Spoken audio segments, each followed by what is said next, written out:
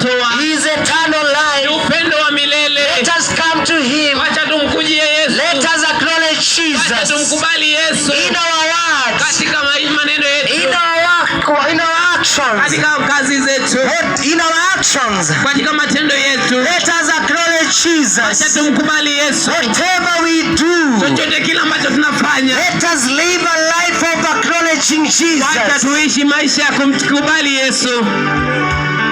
Let us live a life of acknowledging Jesus. Wacha tuishi maisha ya kumtambua Yesu.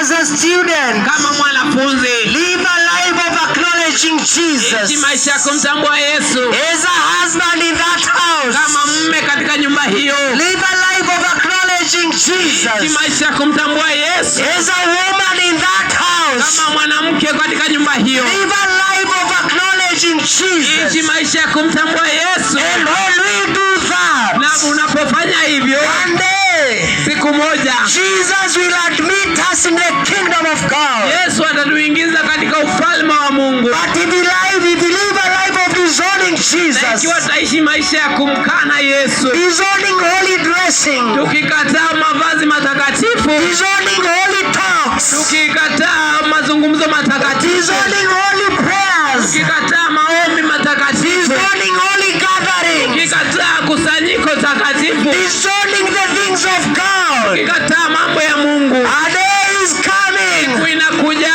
when Jesus himself hapo Yesu will mwenyewe also stand and disown you. pia atasimama na kukana.